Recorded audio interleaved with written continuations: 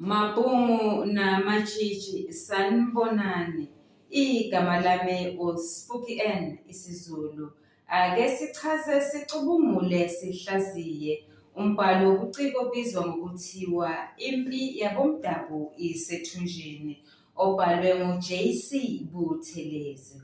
Sizoqhubeka nokucubungula sifinqe sigoqe isahluko sesine. Sithena lesi sahluko kubonakala sengathi sinabalingiswa abakhulu ababili. Owokuqala uMathilone Mngadi, owesibili uMathilone Popi Mthimkhulu. Balingani bami nani bafundi, uma ngabe sithi kunabalingiswa abakhulu ababili, lokho kuchaza ukuthi sikhuluma ngesakhiwana. Sitheni? Sithe isakhiwana indatshana ngaphakathi kwendaba. Sizoqhubeka-ke nesakhiwana sesibili ngoba isakhiwana sokuqala sasishiya phakathi ngokombhalo wobuciko, hhayi ngoba besithanda. Sigcine senze isethulo kulesi sakhiwana sesibili. Ake siboneke ukuthi umzimba waleso sakhiwana usiphatheleni. Umzimba walesi sakhiwana uqukethe ukubhebhetheka kodweshu nesixakaxaka. Ake siboneke. Isixakaxaka sisibona ngenkathi uBafana engingiza, ezama ngawo wonke amandla akhe ukutshela uPopi ukuthi kungani uninalume wakhe uCele evakashele eMlazi. Sitholakala laphayana ekhasini lama-50. Ufundeka ngalolu hlobo. Cha, umalume ubethi masithathe uzithelile nohlanganisani izingane zikaLinono. Uyambona yini uBafana ukuthi okokuqala akekho esimeni esikahle. uBafana uthukile, uyesaba, unovalo. Wesaba ukutshela unkosikazi wakhe ukuthi uninalume ubezokwenzani ngoba emazi ukuthi izimpendulo zakhe ziqukethe igade, ziqukethe itshe azovele aliphonse kuye lihlabe phakathi enhliziyweni. Ake sibone ukuthi umbhali uyi-introduce kanjani indaba yokubhebhetheka kodweshu. Uthi wazincenga uBafana ukuba amtshele umkakhe, yize wayazi ukuthi njengokuhlela kwemisebenzi nguye uBafana owayebhekana nezindaba zasemafamu, hhayi owakwakhe. Balingani bami nani bafundi, niyabona yini ukuthi umbhali okwangempela ubefanele ukumveza esengingiza ngoba loyo muntu loyo uyazincenga ukugcwalisela ukuthi akekho esimeni esihle. Sishilo phambilini sathi umbhali unobuchule. Isixakaxaka usiveze ngaphambi kokuveza ukubhebhetheka kodweshu.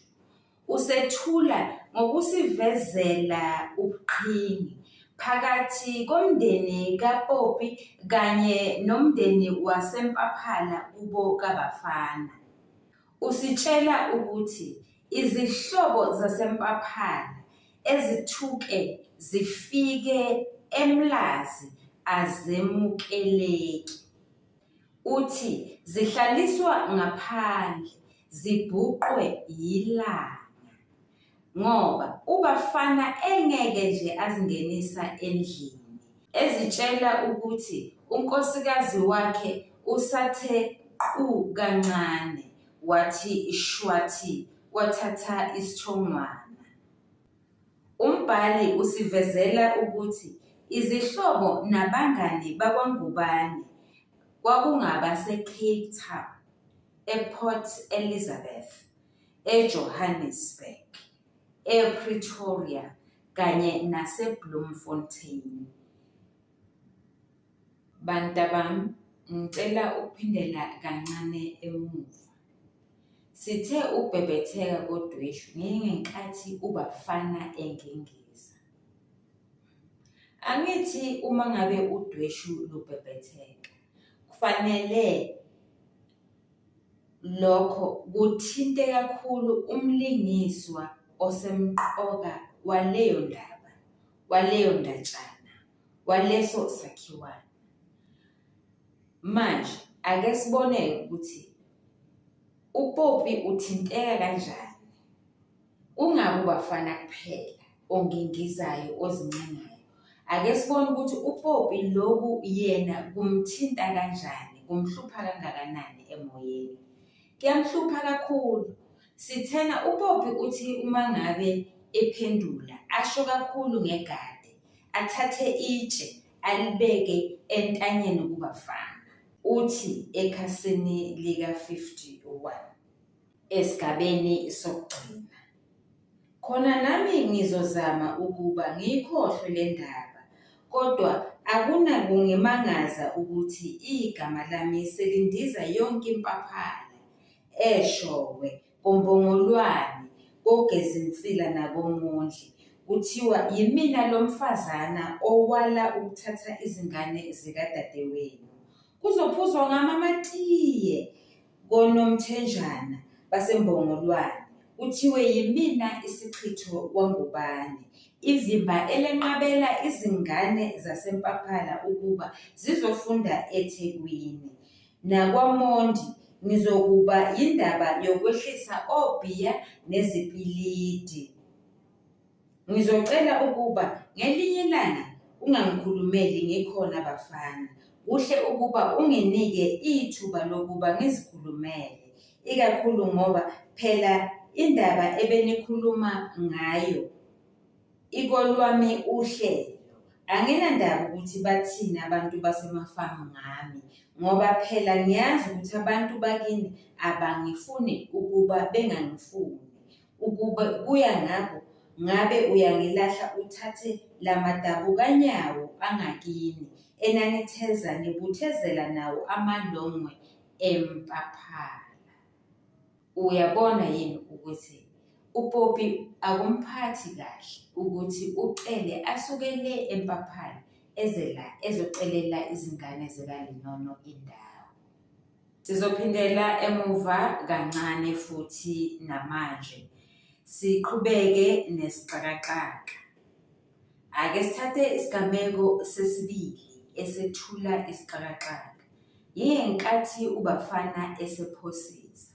uBafana uthi ubengeke umalume wakhe aqale alethe izingane kwakhe engakhulumanga nonkosikazi wakhe, engaxoxisananga naye. Umbhali aze athi uBafana isimo sakhe sashintsha kancane ngoba ezizwa enamahloni ngokuphosisa. Uyaphosisa uBafana la, ngoba eqaleni uthena ubengeke aqale ambize uPopi ngoba uPopi ubegqoke izimpahla ezithene eMpaphala ezibizwa ngokuthiwa ezodunudunu.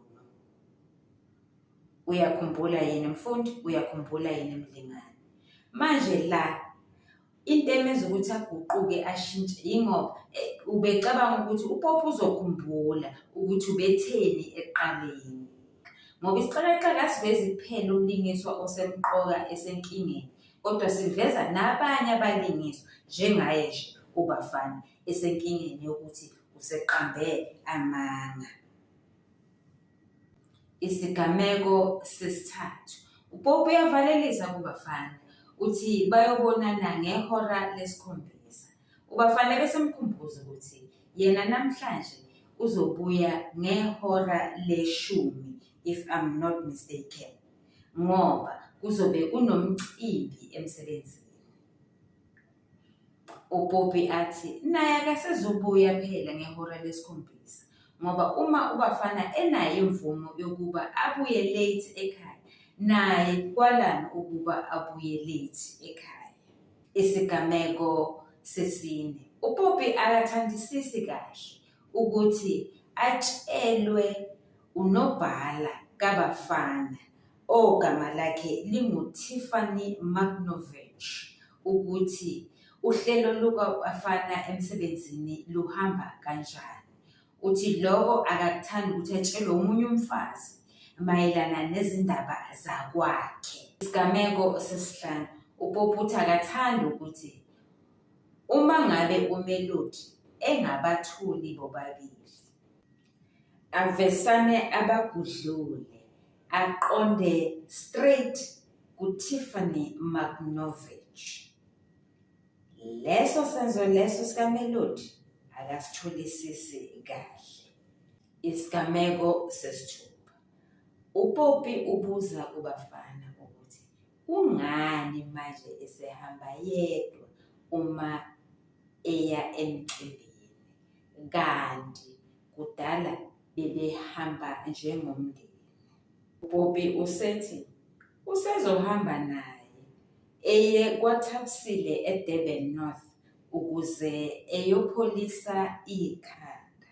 Isigameko esilandelayo, uPopi uthi bayamdinga uBafana yena nezingane, bamdinga kakhulu.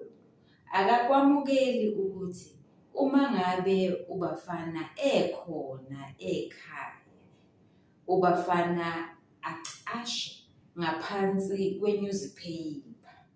Uthi lokho kunomphumela omubi noma kunomthelela omubi ey'nganeni zabo. Kwazise u-euthanasia usevele ethi kuMelody ngiyokuceba kunyoko. Lokho kuwulimi oluqokeme eziluthathe kugogo uMaxabushe. Bayaqophisana uPopi noBafana. uBafana naye uthi uPopi unemhlangano engapheli.